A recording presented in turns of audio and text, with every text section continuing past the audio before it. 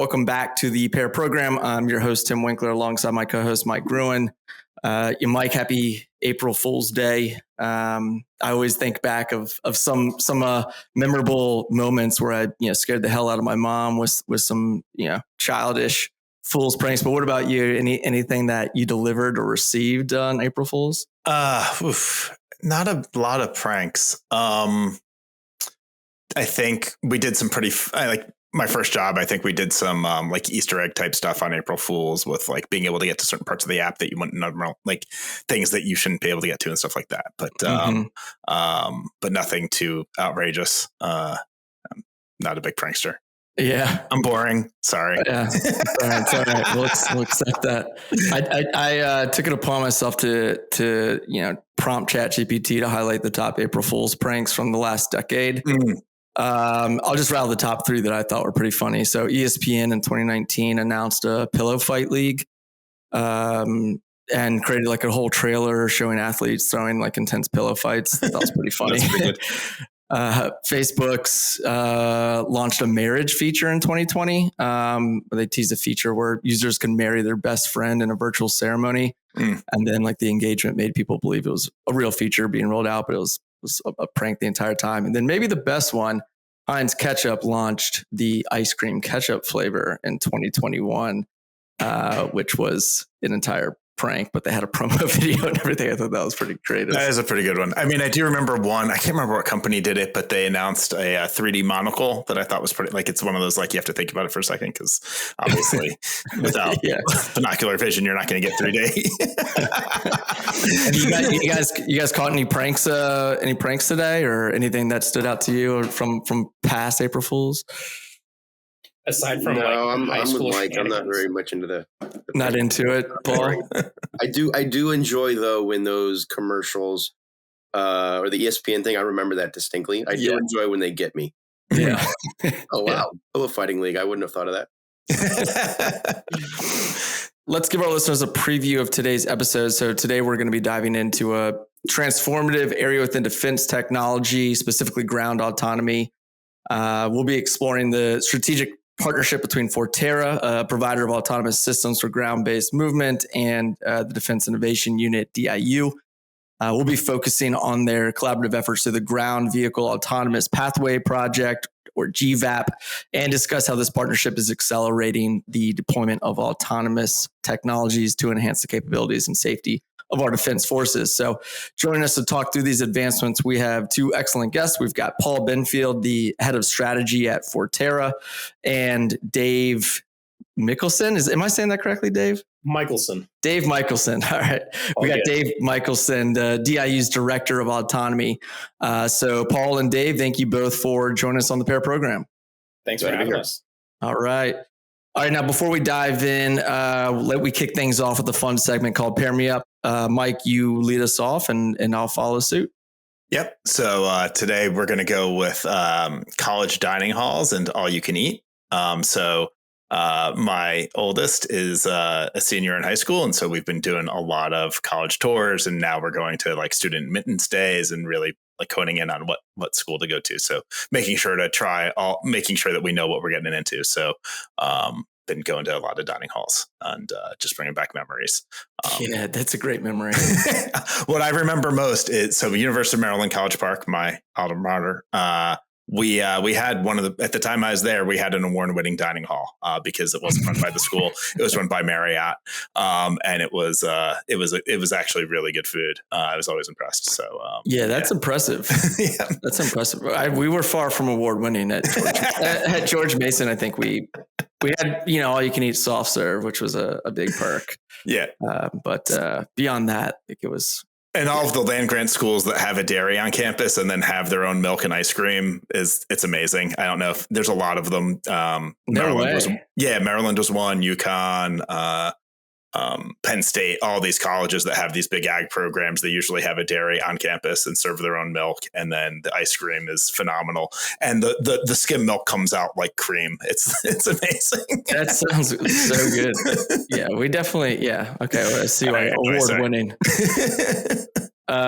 Good stuff, man. That's super relatable. I love that one. Cool. All right. Yeah, I'll jump in. So I'm going to go with Chattanooga bars and trivia nights. So my wife and I are out here in Chattanooga for a few months, and we kind of quickly picked up that like every single bar out here has its own trivia night. And honestly, it's turned out to be one of our favorite ways to like spend an evening because yeah, you got to, everybody is a big fan of like, just general trivia, but it's been a great way for us to kind of just meet new people as we're not permanent here. So as we visit, it's a great way to kind of pick up and build some new relationships. So yeah, it's something that, highly recommend anybody that's in this area. So I'll go with Chattanooga bars and trivia nights. So do you just join a team? Like they just need people? Or is it just you and your wife participating? Well, it'd be me and my wife, but then we actually have built a little bit of a network. So we'll usually bring like a neighbor or something with us, but it's clear like we're, you can clearly tell like the folks that are like consistent regulars because they've got like a team of like 12 and, it's always top of the leaderboard, but, good stuff. All right. I'll pass it around. So let's go to Paul, quick intro and your pairing. Yeah, so Paul Benfield did a little over 20 years in the Army and then worked in the Pentagon. Ironically, or I guess appropriately for this conversation, my last job in the Army, I was working for Bob Work and Ash Carter when this whole DIU thing was an idea. Actually came out of a thing called the Defense Innovation Initiative from Chuck Hagel. So it was pretty exciting times. That's kind of where I got my first exposure to technology. I'd been in the Army for 20 years, but then after that, I did some defense tech consulting, a little bit of venture investing, and got a little bit more exposure onto where the rubber meets the road contracting for some of these small tech startups. And then joined Forterra about 6 months ago, I guess, back in September of last year. Good stuff. Yeah, my pairing, like I'm looking out of my little home office that I have a kid in college too, Mike, and I turned his bedroom into a home office. So it is a gorgeous day in Northern Virginia, and I'm looking at like the trees blossoming. So my backyard and my grill, that's my pair, and I haven't done it yet this year, but I'm looking forward to it. The flowers are blooming, grass is green out my window. I'm looking forward to grilling some steaks in the backyard. Nice. Yeah, no, that's a great one. And yeah, it's gorgeous here. Should have gone with DC and the cherry blossoms this time of year. It is pretty good. Yeah. Yeah. And for those that might be loyal listeners, Paul is a repeat guest. He joined us a couple of years ago on an episode with Ian Callan on defense tech modernization. So thanks for being alumni. Yeah, no, and I would encourage everyone to listen in and not pay attention to the background because I did not have a home office then. I was like, I was in the height of COVID, and I looked like I was in a hostage video.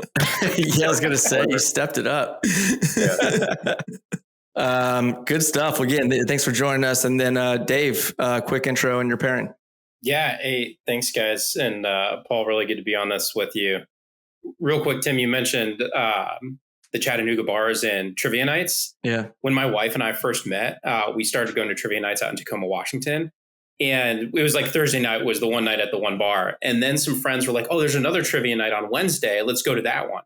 And we found that it was the same guy running trivia. And he was recycling the same questions every week. And there were prizes at the bar, like you get a free round or like, get a meal or something like that. So Mike, you know where this is going. Yeah. The next week we're like, okay, like we're going on Wednesday. We're going to copy down all the questions. And then Thursday we're going to just crush the competition. Right. Yeah. What a hack. And we did that a couple times and it was just so much fun. I felt really guilty about it for a little bit. Now, and then we got banned. Yeah. And then this goes into my background. I was in the Army at the time and I deployed, anyways to Afghanistan. So I was like, trivia nights had to stop for a little bit, but we had fun with it while it lasted. But that moment of epiphany of like, oh crap, same dude, same questions. That reminds me of Groundhog Day when Bill Murray was answering the Jeopardy questions. Yes. Yeah. People are like, oh God, this guy's genius. Thanks for having me. Dave Michelson. I'm the director of autonomy, like you said, at Defense Innovation Unit. I've been here for a little over 3.5 years. Both as the portfolio director for the last year and a half, and then a project manager before that. And so GVAP was my project as a project manager. I was the one that had the opportunity to kick that off with the Army and then work with companies like Forterra, then robotics research at the time. That just shows a little bit of how long this partnership has been going on, as like they've gone through a rebranding and a name change since. Before that, I was active duty in the Army, doing most of my time with the Special Operations community in the 75th Ranger Regiment. Also got to be a warfighter in residence at DIU when I was out here in Boston in grad school. So that was like really awesome to completely get out of my comfort zone, learn tech, defense, and really start my relationship with DIU and this whole kind of ecosystem. So it's been a ton of fun. My pairing, I'm going to have to go with cooking dinner and Action Bronson. So if you listen to Action Bronson or follow him, he is a huge food and wine guy and like tours the world to find the best pairings of that.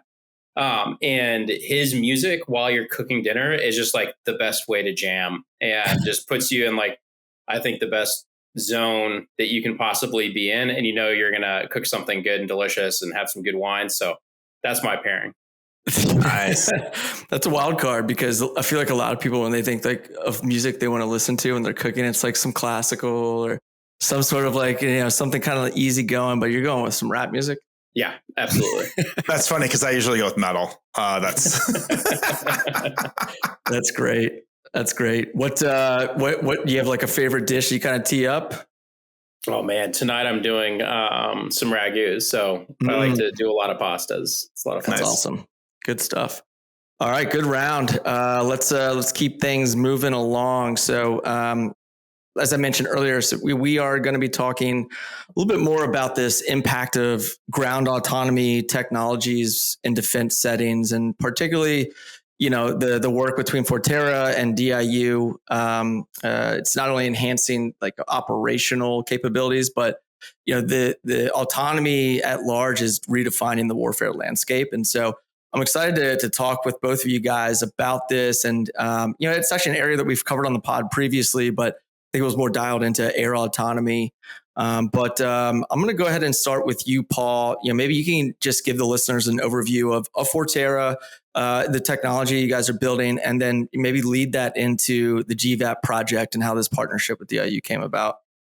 Yeah, so Forterra does the hardware and software required for a ground autonomy stack. So we'll get commercial off-the-shelf sensors, right? LiDAR, radar, GPS, whatever. So that's one part of the hardware. That feeds into a compute box that we build, another piece of hardware. Inside that compute box is all of the algorithms, the AI machine learning required to make it driverless, right? So you need automation algorithms, perception algorithms, navigation, path making algorithms, getting the vehicle from A to B. A little bit more complicated than say your, robo-taxis, because we don't have, lane markers, traffic lights when we're driving across country. So the physics is a little bit more complicated, but the technology is really advanced over the last, I would say, 5 or 7 years. And so we're actually producing these things now to actually go accomplish missions. And then that compute box has to be tied into the base platform. That base platform is a truck or a wheeled robot or something to actually do the actuating of making the thing turn left, turn right, brake, or accelerate. So because we build the autonomy and not the actual base platform, we partner with a lot of other companies who build trucks. We partner with a lot of other companies that put things on the back of vehicles, whether it's a counter UAS system or a sensor or a rocket. So we try to integrate between what we call the payload, it's the thing that's on the back, and the platform, the thing that's moving from A to B. And then we're on a bunch of different programs across the Army, the Marine Corps, and Special Operations. GVAP is obviously a big one. But I'll, turn it over to Dave to talk more details about that. Yeah, Dave, maybe just kick it off with just a little bit on DIU's mission for those that maybe aren't familiar. And then, a little bit more about how you all integrate these commercial technologies into defense strategies. Yeah, absolutely. DIU is, our mission is to accelerate the adoption of commercial and commercially derived technology at speed and scale for the hardest problems in the Department of Defense. Ash Carter, like Paul mentioned, like that dude was prescient. He had a vision 10 years ago. He realized that the days of the radio lab in the 1940s and 50s out here in Boston that eventually led to the creation of Silicon Valley But that time was when the government was leading the world in research and development for all of its, different technologies. Like that paradigm has completely changed to where the government now is like way behind the private industry and the private markets in research and development. And in 2015, when he stood the organization up, he realized like there was a broken relationship between the commercial sector and the Department of Defense. And so his first mission to the team at DIU was just to go be an embassy to Silicon Valley. And so 10 years later, people put in a ton of hard work and were able to just build and forge relationships, and then to show people inside the department like the commercial technology can solve really, really hard problems. I think you'd be really proud to see kind of where we're at now, and just to see the landscape and the ecosystem and how it's totally transformed from 10 years ago to where like the metrics for success at DIU were, did they return our call? And then if they did return the call, would they take the meeting? There were no projects at that point. It was just literally trying to build a bridge between these two worlds. And then we got into like our second phase of DIU, which is like, okay, now we have tools and authorities and we can go solve problems. And we ran a bunch of projects. And over time, we proved that the model does work, that you can go into other transaction authorities, that you can run these commercial solutions openings, which are our authorities, as well as the contracting method to quickly bring new tech into the department. And now we're in a place where, we get to work with companies like Forterra and Paul and like really do that at scale, to where this should like really transform capability for the Army, the Marine Corps, SOCOM, et cetera. GVAP being for the Army, really hopefully leading the way there. But that's where I got to know the team in Detroit Arsenal and the Army, that they said, hey, their hardest problem was like, we've got this requirement for a robotic combat vehicle. There's not a seat for a human being on it. Detroit can build vehicles really, really, really well. But if I want the leading software for autonomy, I need to go to the VC-backed ecosystem. And that's where we're able to work together, realize like, hey, there's a wicked problem and we can work on a solution. And we just started doing it. We put out the solicitation for ground vehicle autonomous pathways in 2022. Went through our process to down select, and then we're able to put companies like Forterra on contract, and been working with them since to continue to iterate and just continuously demonstrate that commercial tech can solve these problems. It's really hard, but if we work together, we can do that. That's awesome. Yeah, we've had a number of case studies on the podcast alone that DIU has been a catalyst for how we bring that to market in defense. And it's really exciting to see, speaking from somebody who grew up in the DC area and built a business around, working with the government and then commercial product startups. It's kind of come full circle to see this, really, beautiful marriage that you never thought would be possible, but it's certainly a great vision that Ash Carter had, and to see it kind of roll out years later, it's great. I am curious on a quick question. I don't know how deep you can go into this, but the pre-selection process, what is it that you're kind of dialing in on when you are going from 100 some vendors to 4? This is all available publicly in our website as well, but I'll definitely walk through it.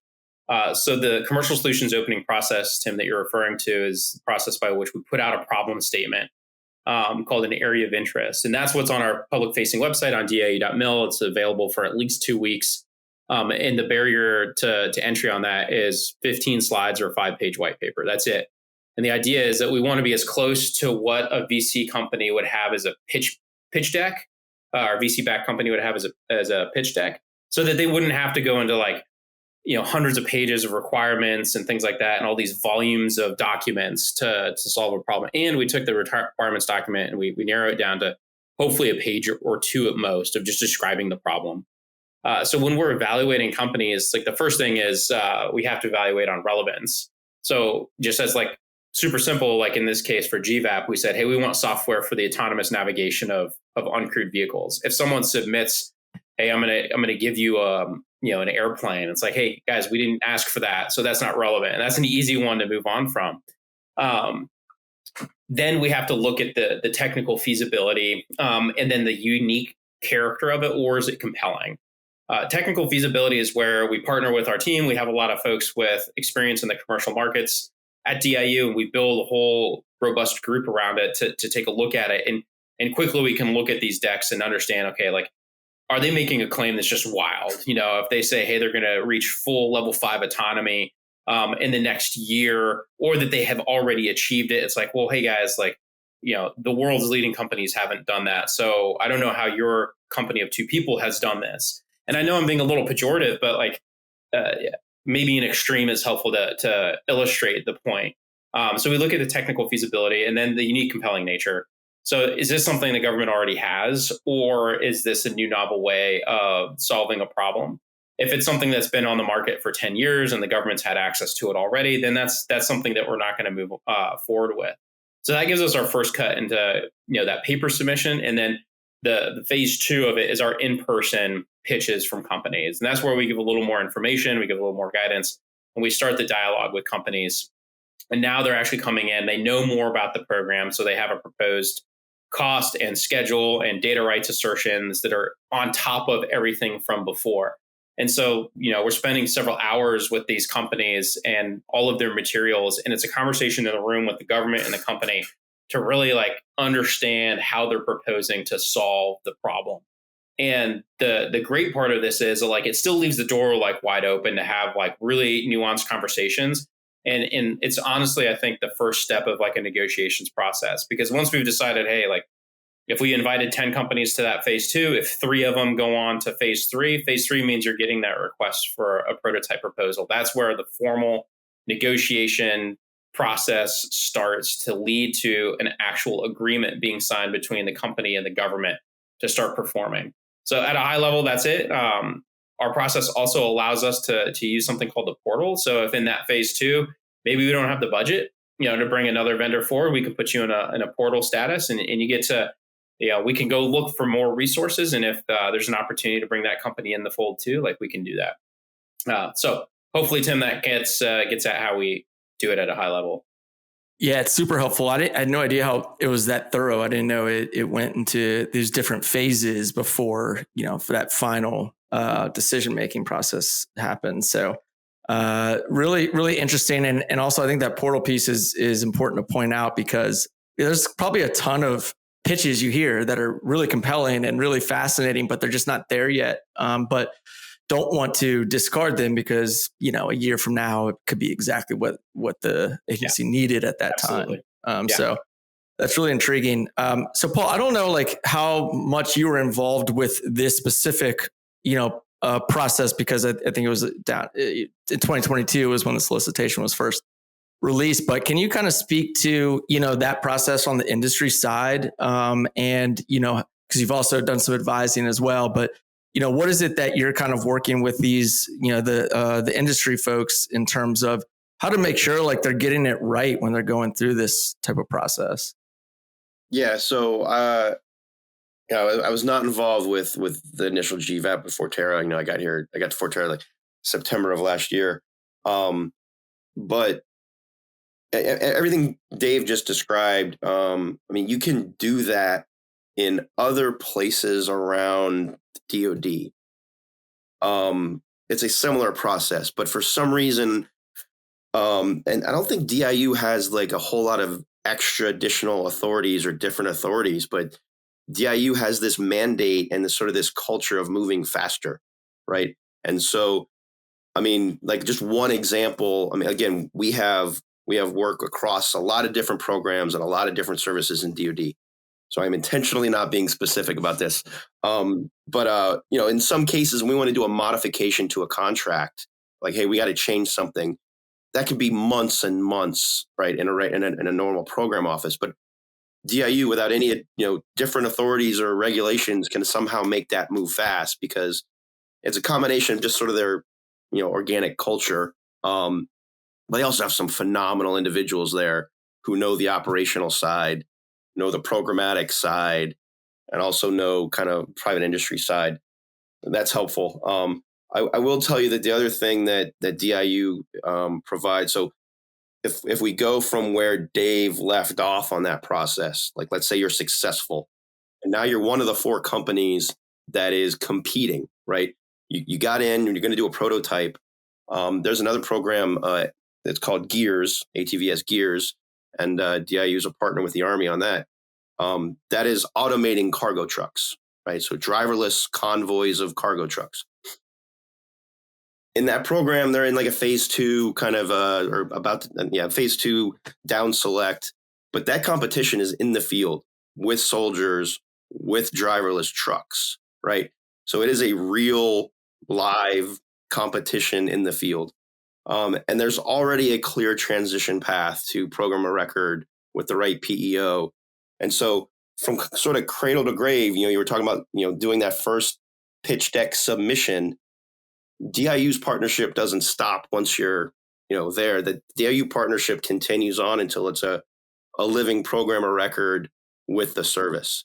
And so it's been hugely helpful for us on the industry side to be able to partner with DIU, and you can have conversations with folks that know programmatics and contracting more than you and know operational use cases just as much as you. Mm. Yeah, something that comes up quite a bit is also, looking at, the company's past performance. But let's just say, for example, there wasn't a clear past performance of too much innovation in the defense space, but their commercial record has been, really impressive. How do you approach that? Just kind of knowing that it is a very different type of customer, but wanting to make sure that they're not set up for failure, because there is going to be a lot of intricacies when it comes to, deploying into, a live use case. I guess for Dave. Yeah. Yeah. I'll be frank, that's a challenge in the department.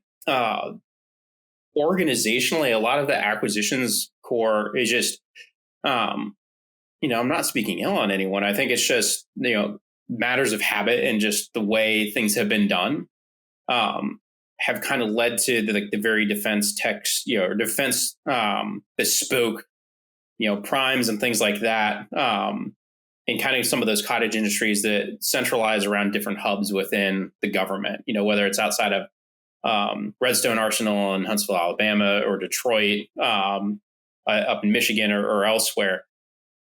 That's a hard thing to show. I think what we've been able to demonstrate, though, over time, and especially with PEOs, some of whom Paul has mentioned and others, is we can now take advantage of all of the venture dollars that have gone into developing these technologies, as well as working with companies that have commercial revenue that just benefit the end product. And now the government doesn't have to spend, billions of dollars developing this technology. Now they can take advantage of the fact that investors have put billions of dollars into it. And now these companies are on a path to really scaling, and they have customers. And I think that's the key to show, folks within the department when we're working with them is there's a real opportunity here, because you're just going to benefit from the commercial applications. You're just going to have a better product overall. And when you work with a commercial company like Forterra, they have to know how to build product. And in a case like this, an Autonomy, that's, I think, a little bit harder, because you have to build adoption and trust over time. And if it's a company that's never done that before, you're going to fail. But when you're working with a commercial company that has commercial customers, they're doing it. It's a part of their DNA. And so I think those are the really big two things is, one, you can take advantage of all those venture dollars that come into these commercial companies. And two, they know how to build a product. And the government doesn't, frankly. So why wouldn't we use that and partner with them? Yeah, I'm curious on Forterra's breakdown between defense and commercial, Paul, because, on our discovery call, I realized you guys did, have such a heavy footprint in a lot of the commercial space. And so can you maybe speak to, one, what does that breakdown look like? And then, what was it that I guess when you're transitioning this into, a military, autonomous technology, what is that crossover that you're seeing from that commercial that really plugged and played well into, the defense use case? Yeah. So Forterra actually started on the defense side way before commercial. And so we have a long history. We did a rebrand a few years ago, but the company started as a research and development kind of services company, really brilliant people, for the last 20 years, DARPA's Grand Challenge, way back in the day, really brilliant people just tinkering with algorithms and pushing the envelope of technological maturity of ground autonomy. Been doing it for years. And then eventually, there was a decision, hey, the technology is at a maturity level that we could probably field this. And we're starting to get demand signal from the customers, like, hey, we're ready for this now. And so that was why Forterra was rebranded from Robotics Research.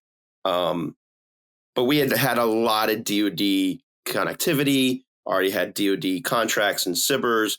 So we continued on with the DoD. So I think for Forterra, we're still largely, DoD. But on the commercial side, whether it's, think, like a logging truck in northern Canada where the roads are icy and dangerous and conditions are terrible.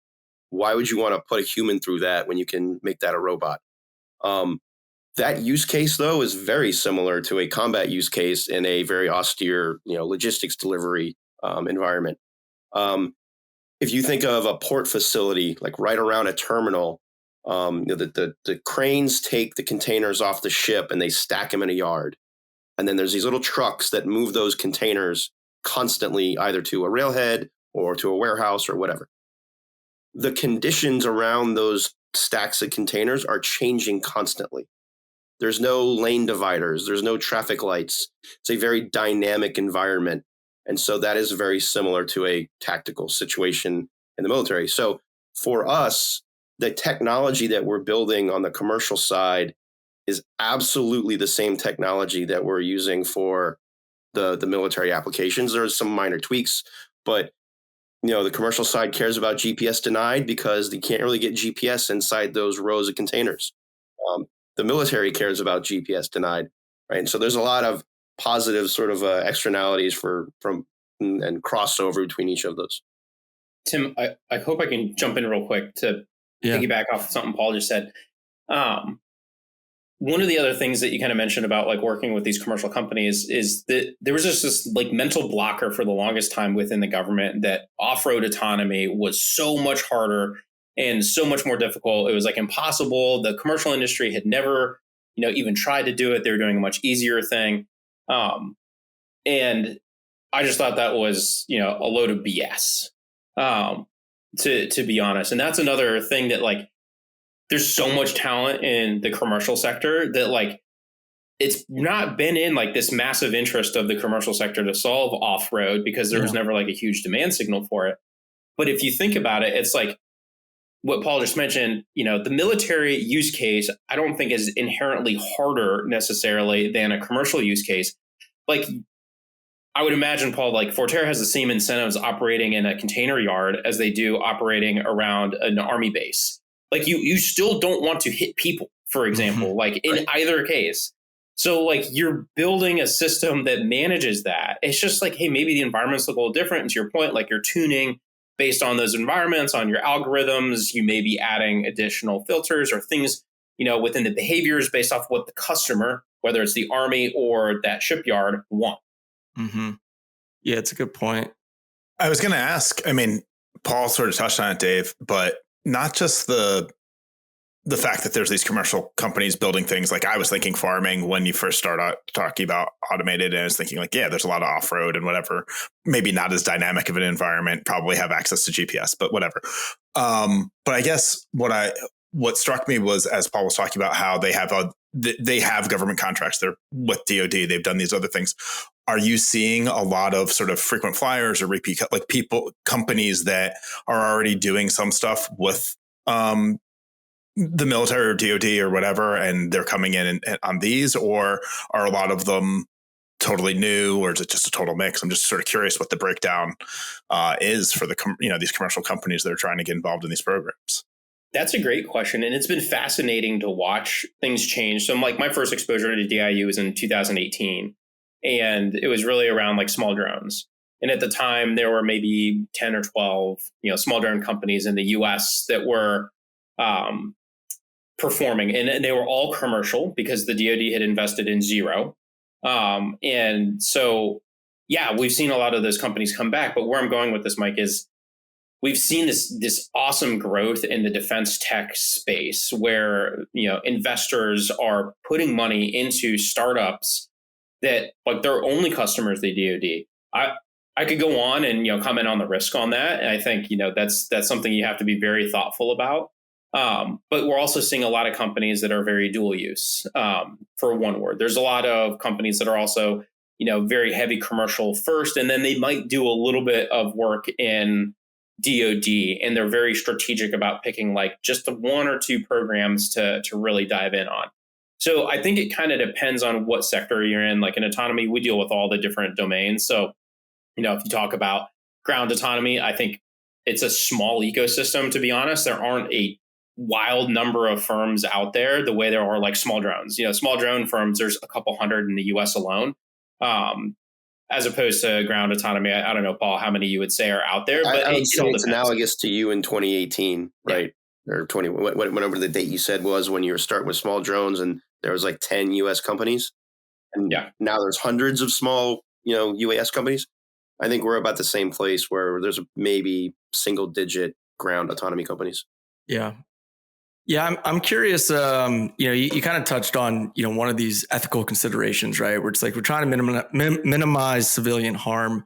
What other ethical considerations do you think kind of come into play when you're building, Paul, on the Forterra side, and then Dave, what you guys are thinking through when you're, making sure that you're, vetting these companies to ensure that they are compliant for the most part? When you say ethical, like, I guess when you're putting, AI into the hands of a large vehicle. Yeah. So like just, the easiest one is making sure like they're making decisions that are ethical. Yeah. Yeah. I mean, look, when we're talking about ground vehicles, we're talking about moving something that has an effect, right? Maybe it's a gun or a rocket or a sensor. You're moving it closer to an objective without humans in danger. There's not a lot of difficult philosophical questions other than, do I go left or right around this trench? Now, when you get into firing decisions or targeting decisions, that's no different than the payloads we have right now. There's going to be people making those decisions, right? The Forterra software can help a payload talk to a platform and integrate those functions and get it to a position where it can do something on the battlefield. But there's always going to be a person saying, yes, that's the target, and making a decision. I don't think there's really, for this technology, we're not talking killer robots that are completely autonomous and ripping machine guns downrange willy-nilly. What, anything that comes to mind, Dave, that you might have seen, and maybe it could be outside of just pure ground autonomy, but just, maybe like, are there any blind spots that we're not really thinking through when it comes to like, the ground autonomy?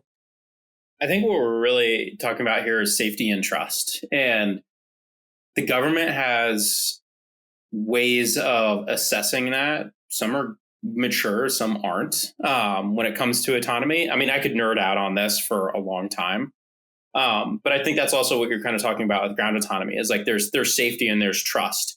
There's certifying that the thing is safe, that it's going to do what you expect it to do in a certain situation. So it's like, I expect this truck to stop before it runs this person over. Or in the case of a convoy, I expect it to maintain, X number of distance from the vehicle in front of it. The same way like you would teach a brand new driver on the road. It's like, hey, don't tail this guy. Like you're going to, get brake checked and get into an accident.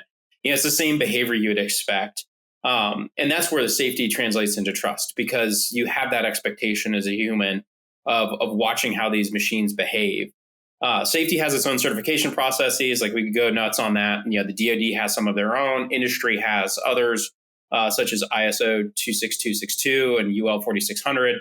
So like just again, name a couple specific ones. The military has software safety expectations around MIL standard 882 Echo.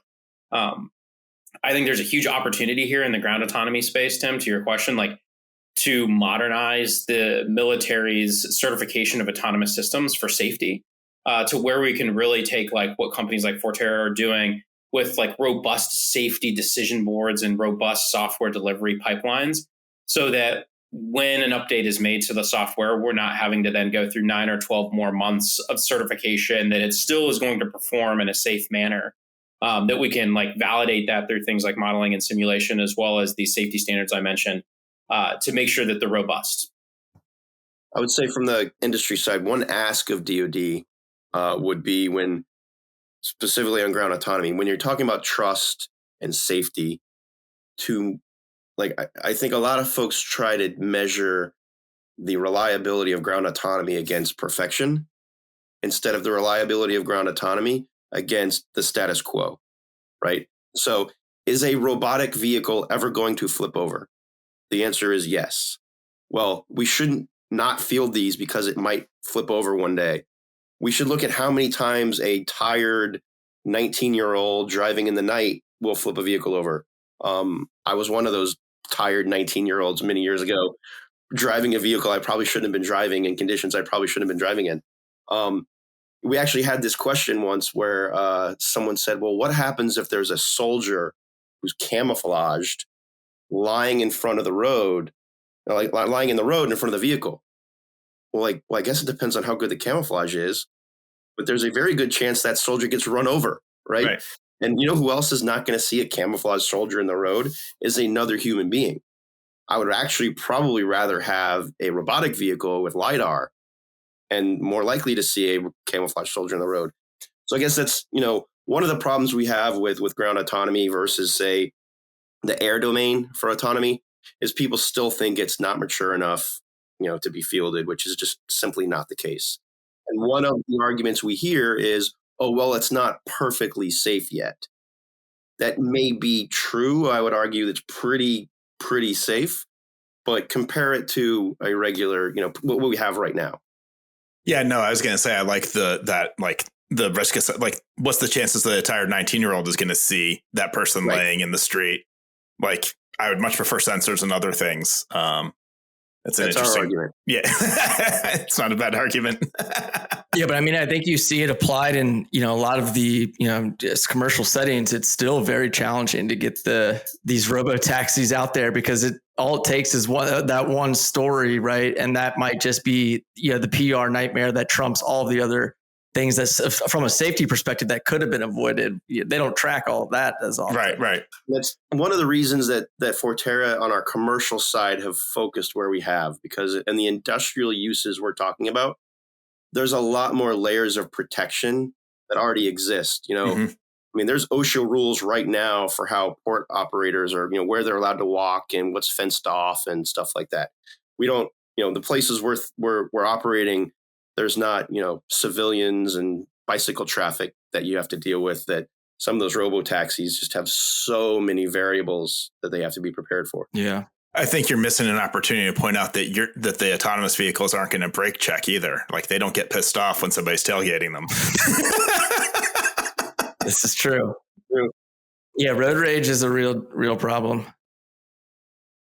All right. Well, before we wrap and close into our final segment, I guess any final thoughts on, like kind of the future of this space that, you want to kind of speak your piece on, or, great hopes or great fears of with ground autonomy? Dave, I'll start with you.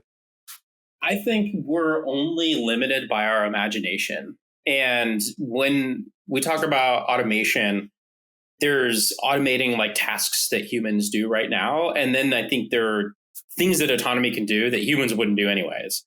And I think that's the difference between programs like Gears and GVAP. Like Gears is we're trying to automate and pull humans out of a cab, but the convoys are still going to run basically the same as you would expect, crews full of humans to drive them. GVAP, I think, has an opportunity where it's like, we're designing for a machine that doesn't have a seat for a human. Like, we can take all sorts of risks with this vehicle, because who cares if the vehicle flips or gets destroyed or whatever? Like, that's not a life that you're putting at risk. So like, we're only limited by that imagination. So I'm really excited to see what we can come up with as we build these products with commercial industry, and really like change how our formations are able to operate out in the field. Cool. Yeah, I'm excited to track that. Paul, how about yourself? Any last? No, just I think one of the things that Dave talked about, one of the key sort of foundational goals of DIU is speed and scale, right? I just want to highlight the scale part because we're not going to know what the future battlefield looks like with robots until we start putting robots in the field. We got to move beyond the science project phase and actually get them out in numbers that we can figure out how we're going to operate new units, new formations. I believe, and again, we haven't tested this yet, which is a problem, but I believe that logistics convoys are going to require less people, right? People can do more because we have automated those vehicles.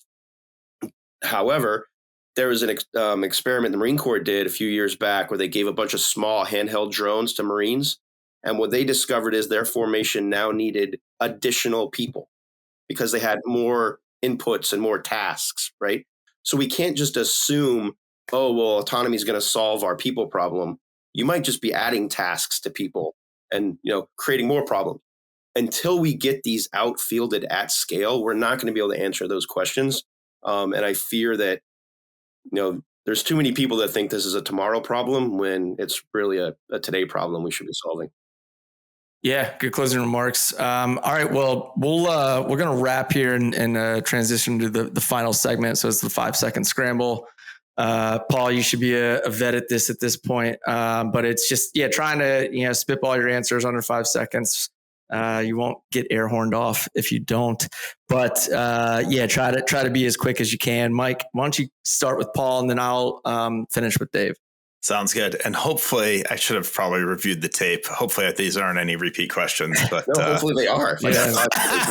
It's like the trivia nights, Dave's trivia nights. Yeah, exactly. I'm going to write these down. These are all about you, man. If you can't answer these, if you need to cheat. Well, Dave's already doing the trivia night. If he's going after me. No, because they're different questions. Oh, okay. Sorry. Here we go. Explain Forterra to me as if I were a 5-year-old. Okay. Forterra makes combat vehicles driverless. What types of technologists thrive at Forterra? All of the above. I mean, we have software engineers, hardware engineers, UX designers, vehicle experts. If it runs the gamut. What's the most interesting piece of feedback you've ever received? Oh, wow. That's a big one for a 5-second clock. Yeah, I know. The softballs are over. Interesting feedback. Good grief, I don't know. I feel like that's a gotcha thing, like what George Bush, do you have any regrets or whatever? Okay, here's what I'll say. There has been too much feedback in my life for me to pick out one that stands out. All right, Bravo. We'll take it. Bravo. Well played. I won't ask that in the future. What's an emerging market or sector that you think is sort of underrated, or technology that you think is underrated? Yeah, I dealt with this a little bit in my last job. We were just getting into sort of the space industry, like in terms of like looking for investment. Mm-hmm. And I don't know what the answer is. If I did, I'd be rich now. But going back to the old gold mining thing, the only people that made money in gold in the gold rush were ones that sold shovels. I don't know who's going to win the lift race. There's a lot of companies that can get a couple extra kilograms up for a few dollars less. But somewhere out there are companies that are going to be providing the shovels to all of those. I don't know what that piece of technology is that is ubiquitous across all of them. What's the widget or the O-ring that they all use? Mm-hmm. I think the space industry is just going to grow astronomically over the next 20, 25 years. I see what you did there. Yeah. If you could get 1 hour with a tech icon, dead or alive, who would it be? Tesla. Nice. That'd be my choice. Yeah. There's a right answer. What did you want to be when you grew up? I wanted to be in the Army. I read the book Red Storm Rising when I was a kid. My dad was a Navy officer, moved all over. And then I realized that being in the Navy, as described by Tom Clancy in that book in combat, was not very appealing to me. But running around the woods with guns sounded kind of cool. So there you go. What's some place you visited that you'd really like to go back to? Zion, Utah, that whole That's awesome. Nice. Bryce Canyon, Zion area. I've been twice. Absolutely love it every time. All right. What's a charity or corporate philanthropy that's near and dear to you? A company called Beneath the Service. They try to help veterans transition after the transition. So, a lot of folks do some job placement, and then there's crazy statistics about how many of them leave that first job within a short period of time because of a bad culture fit. They don't realize what, negotiating tactics. But there's a specific program that Beneath the Service does to help women veteran. They do a cohort every year for women's leadership program to build professional networking skills, leadership skills for women veterans coming out. That's cool. That's amazing. Sounds great. What's the most controversial food combination you like or dislike? Oh, yeah, hot dogs, easily. I hate mustard on hot dogs. Mm-hmm. No, there you go. I'm a ketchup on a hot dog guy, and throw a little bit of onion on there too. Yeah. I know President Obama disagrees with me violently. I saw a clip of him basically saying anyone who doesn't like mustard on hot dogs isn't a real American. So. There you go. That's pretty controversial. Yeah. All right. What's a mythical creature you wish actually existed? Oh, wow. Pegasus is always pretty cool. I was into Greek mythology when I was a kid, so that'd be cool. Flying horses would be pretty cool. Nice. Yeah, totally. I want to be underneath one of them when they're flying by. All right, Mike, I'm going to jump in just because I know we're good. That's time. Cool. All right, Dave, you ready? Yeah, let's do it. All right. What would you say makes DIU unique within the DoD? It's culture. We are there to move quickly, to figure out what the actual problem is, to solve it as fast as we can, and to take risk. Nice. Between active military, reservist, and civilians, what kind of career opportunities can DIU provide these folks? All of the above. We have active duty billets. We have a bunch of reserve opportunities through our Joint Reserve Detachment. We have a lot of civilian opportunities. You can also come on board as a contractor. We basically can employ people in any way that the DoD possibly can. Nice. If you had to choose one emerging technology to invest in today, what would it be?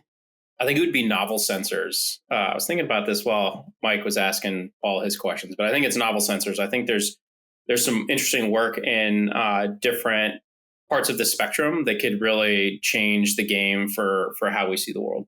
Nice. What military leadership skill has been most invaluable to you in this stage of your career? I think it's been the ability to talk to anyone and to give briefings to anyone. When I was a young lieutenant in the Army Rangers and 1st Ranger Battalion, we would just get throttled by our leadership when we were giving briefings. It was the Hunger Games in like every way possible, but it was there to make us better and so that we could survive in combat. And I had just amazing leadership that like never let up on us. And there is no one in the world that I couldn't go talk and brief to now because of that experience of them just like hammering me on every little detail of our plans and operations, leadership, character. So I owe them a lot for that. That's a great answer. What is your favorite piece of legacy technology that you still own today? Oh, man. I think it would be my Polaroid camera. Actually going to the Masters next week, and you can't bring your phone in. So like people are like looking into like buying like old school cameras right now. They're so much fun, and the Polaroids make great little gifts and like mementos for people. Yeah. It's just so different than like sending a picture on your phone. That's cool. Yeah. All right. What is your favorite? Do you have like a favorite business book or podcast that you recommend to fellow entrepreneurs? I really enjoy Scott Galloway and the Prof G Markets podcast and all of his writings.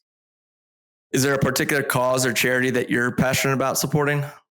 Yeah. Home Base. It's a Mass General Hospital program. It's up here in the Boston area. At least it's where they're headquartered. But I know they have physical locations and efforts around the country in Florida, Arizona, and others. But they really support veterans in their reintegration process back into civilian society, as well as physical and mental health, in recovering from both physical and mental wounds of war. I've personally taken advantage of their programs. It's free for veterans, and it's world class with some of the best healthcare providers in the world that are really just there with your best interest in mind. So I can't speak highly enough of Home Base. Nice. Yeah, we will put both of those into the show notes. Two more. What is the worst fashion trend that you've ever followed? I wore Shaquille O'Neal basketball shoes as a 6th grader and was just publicly flogged for it at school in Orlando, Florida, and will never wear a celebrity's shoes ever again. That's so good. All right. The final question, what was your dream job as a kid? It's funny to say, I thought I wanted to be a Navy SEAL. I grew up as a swimmer in Florida, and it kind of all just made sense. I swam. I wanted to be in the military. I ended up going to West Point and becoming an Army Ranger instead, and I think I made the right choice.